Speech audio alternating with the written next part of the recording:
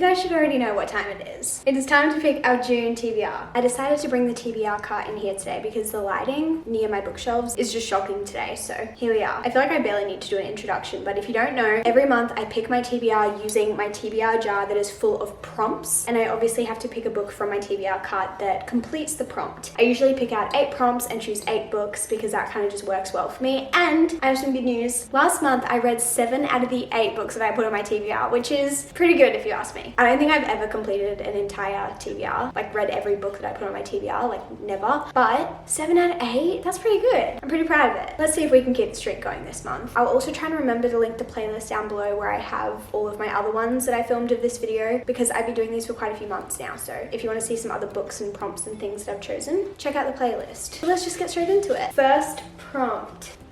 Book title that starts with the first letter of the month. So it's our June TBR, so we need a book that starts with J. I feel like this is not gonna be super easy. Okay, I have one. Do I have any others? We have a few books around the back here. None of them start with J. Well, since we only have one option, that makes this prompt very easy. So for this one, we have Jade City by Fonda Lee. This is the first book in the Greenburn saga. I've heard so many good things about this. I know it's a favorite for a lot of people, and I don't know why, but I'm so intimidated by this series. And I literally have no reason why. At first I thought it was really high fantasy and that kind of scared me, but I had some of you say it's actually not that hard to understand, so I don't know why I keep putting it off, especially because I know so many people love it so much. But you know what, maybe this month is the month. I really don't have that many fantasy books left on my TBR, so maybe it's just time. A stunning floppy paperback as well. First book done. Prompt number 2, no pictures on the cover, just words. I'm assuming that means like no like illustration, because I feel like there'll be nothing that doesn't have some sort of maybe graphic to it, but I'm gonna take that as no illustration, like no people, no landscape, things like that. No.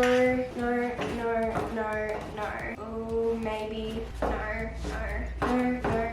No. Ooh, maybe. No.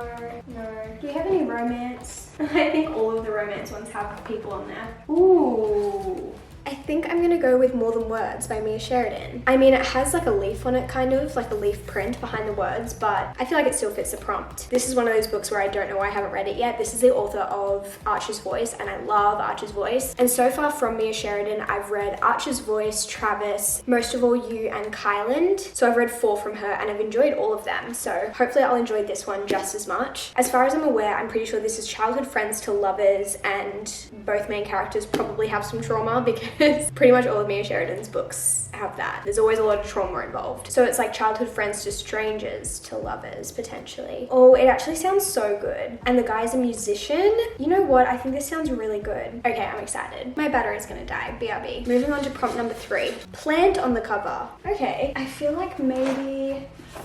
Yes! Perfect. This one actually has a few little plants on the cover. Up here, down here, one hanging up here. Perfectly fits the prompt. I feel like I've talked about this book a lot for someone who hasn't read it yet. This is called Heartbreak House Share by Emily Merrill. And from what I've read from the back of the book, it's about a girl who got dumped. And so she moves into a share house with a bunch of strangers, and they create like a 20s list, like all the things that they want to do in their 20s. And that just sounds so fun. And I think there's also a romance in this as well. So it just sounds like a light-hearted, fun romance book, but also includes friendship. And obviously it sounds perfect for if you're in your 20s. Hopefully I might be able to take some inspiration from their 20s list. Yeah, it says a checklist for reclaiming her life post breakup. It's the perfect excuse to live her best life. I feel like it sounds like such a fun summer read, and it is winter here in Australia, but that's okay. It's okay, I can pretend. Moving on to prompt number 4, a book cover that matches the color of your outfit. So I guess I could either do white or blue, or white and blue. Okay, I see one that I don't want. I could do the Song of Achilles. How long has this been on my TBR? A very long time. Why haven't I read it yet? I don't know. I literally don't know. But that one does match my outfit perfectly. But then we also have, I mean, I have so many blue books. I feel like I need to be a bit more specific about it, I guess. I could do Marriage for One because it is also blue and white. And this is the only book from my May TBR that I didn't read in May. This was the one out of the 8 that I did not get to. I also just got this one in the mail. It's called Not Meeting Mr. Right, and this is also a blue cover and a stunning cover at that. And this is an Australian author, and on my 2023 book bucket list that I made at the start of the year, one of the only things that I haven't checked off that list yet is reading a book by an Australian author. So maybe I should go for this one. This honestly looks like it's going to be a lot of fun. From what I gathered, it's basically about a girl who goes to her 10-year reunion when she's, I'm assuming, like 28, and she's single, she's not married, she doesn't have kids, and she's very happy that way. But I think she meets up with a lot of her old classmates, and they're married, they have kids, and apparently they just like have no life. Their whole life is just being a mom and being a wife, and suddenly she feels like she needs to prove to them that you can be a mom, you can be a wife, you can be all of those things but still have a life, you can still have a career, you can do it all. And so it sounds like she's just like on this quest basically to get married, have kids, but like keep her career, do all of the things, which just sounds really interesting. And it also says on the back that she does this together with her best friends Danny, Liza, and Peter. And again, I love a book about friendship, and that just sounds so fun, like a group of girls, like besties, trying to be her wing woman, get her a man. Like, it just sounds like it's going to be a lot of fun. So I think I'm going to add this. By the way, it's called Not Meeting Mr. Right by Anita Heiss. Moving on to prompt number 5, a debut novel. Ooh, do I have any? How do I even know? Is Tomorrow a debut? No.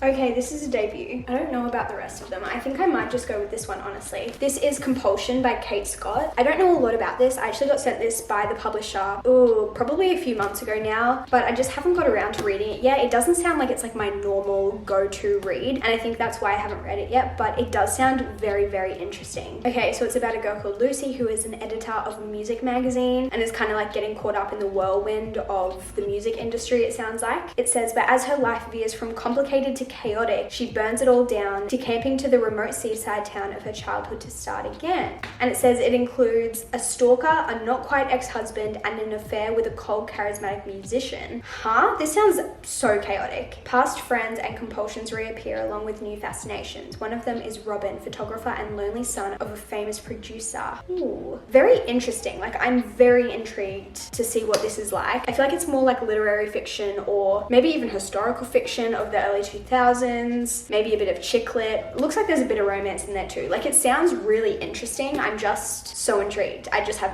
like no idea what to expect. So hopefully I read this and keep you guys updated. Prompt number 6. We only have one fantasy book so far, so the rest of them are all romance. A book with more than 500 pages. Okay, let's see. I'm hoping. Yeah, easily. Okay, that was such a quick and easy pick. I made that decision in like 2 seconds, but I think I'm gonna go with Chain of Iron by Cassandra Clare. This is part of the Shadowhunters universe, but it's specifically part of the Last Hours trilogy. I read Chain of Gold in May, and I honestly can't wait to get into the second book. The first book was amazing. We'll see how we go. I haven't got Chain of Thorns. I need to get my hands on it at some point.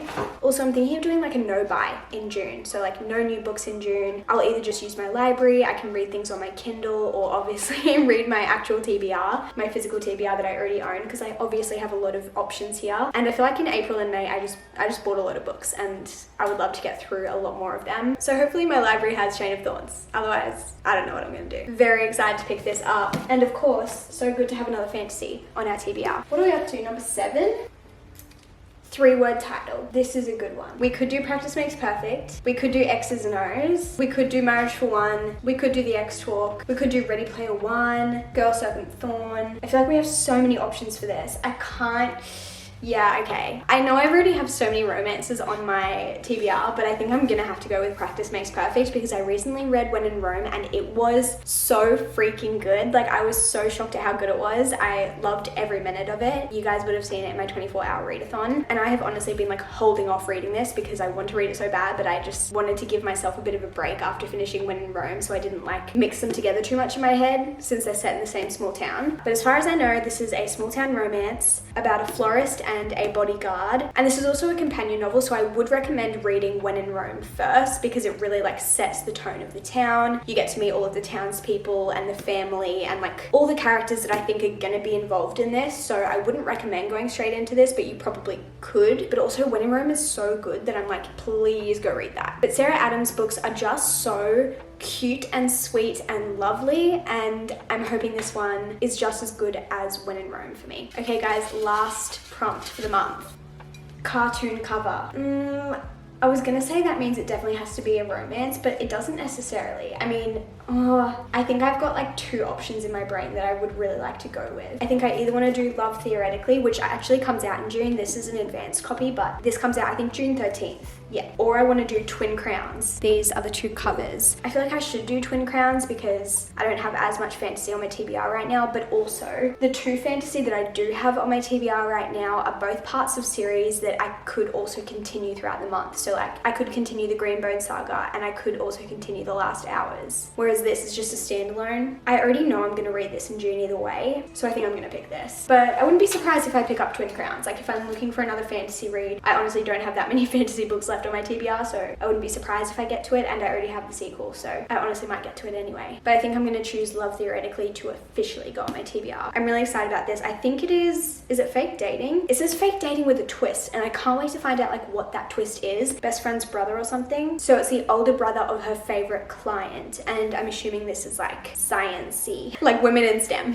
I'm definitely very intrigued, and usually Ali Hazelwood books are just pretty feel good. They're pretty easy to read, quick to read, but just a lot of fun. So I'm looking forward to this one. But those are all the prompts and therefore all of the books that we're going to choose for this month's TBR. I'm going to rearrange my cart a little bit and then we will quickly go back through them all. So the 8 books on my TBR for June are Jade City by Fonda Lee, More Than Words by Mia Sheridan, Heartbreak House Chef, Not Meeting Mr. Right, Compulsion by Kate Scott, Chain of Iron, Practice Makes Perfect by Sarah Adams, and finally Love Theoretically by Ali Hazelwood. Honestly, a stunning TBR. I'm very excited to see what we get up to in June. I hope you guys enjoyed this video. Let me know what you're most excited to read in June, like the one book that you are most excited to pick up in June, because I'd love to know. And I'm sure I'll see you guys very soon in my next video. Goodbye.